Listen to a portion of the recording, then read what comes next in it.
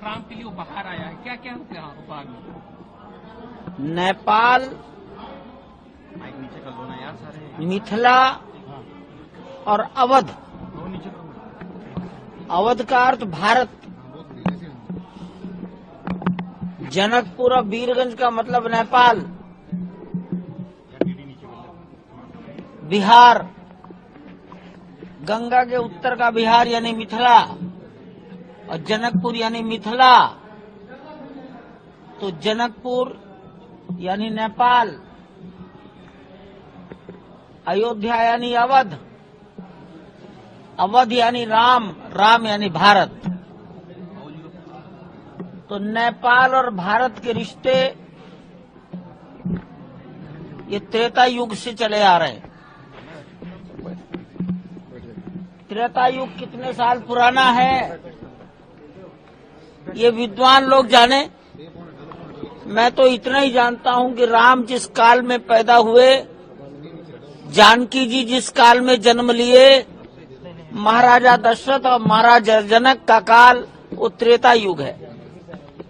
वाल्मीकि त्रेता युग में हुए, उसकी आयु मैं नहीं जानता। वो विद्वान लोग जो कह देंगे मान लेंगे। तो हमारे रिश्ते इतने पुराने हैं। राम भगवान शंकर को अपना आराध्य और अपना पिता मानते हैं, और शंकर राम को अपना आराध्य और पिता मानते हैं, और पशुपतिनाथ नेपाल में है। तो ये दोनों के आत्मा के संबंध, दोनों की एकात्मता को प्रकट करने वाले संबंध हैं। हम सब जानते हैं कि छोटी उम्र में राम को ऋषि विश्वामित्र, महर्षि विश्वामित्र अपने साथ ले गए यज्ञ की रक्षा के लिए। 2 भाई गए थे, लक्ष्मण भी गए थे, और यात्रा करते करते वो जनकपुर पहुंच गए। और आप सब जानते हैं कि वहां से फिर चारों भाई विवाह होकर आए। इसके जितनी बातें हैं ये अयोध्या के संतों से आप जान लें।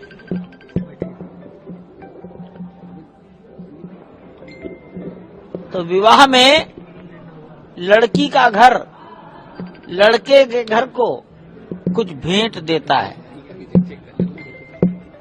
मिथिला में उसी को भार कहा जाता है।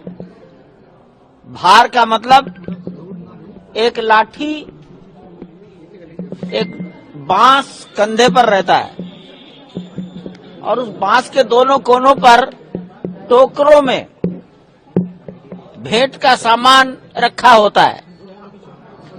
तो ये ऐसे भार लेकर जनकपुर, वीरगंज, मिथिला, ऐसे नेपाल का समाज, राम भक्त समाज 500 की संख्या में। मेरे लिए बड़ी आश्चर्य की बात थी, इतनी बड़ी संख्या कैसे आई।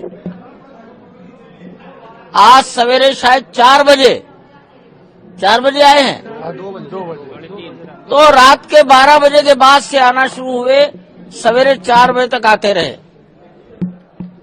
ये भगवान के लिए, राम के लिए, कन्या पक्ष के लोग वर पक्ष के लिए अपने भार लाए हैं। भार यानी भेंट, भार यानी उपहार।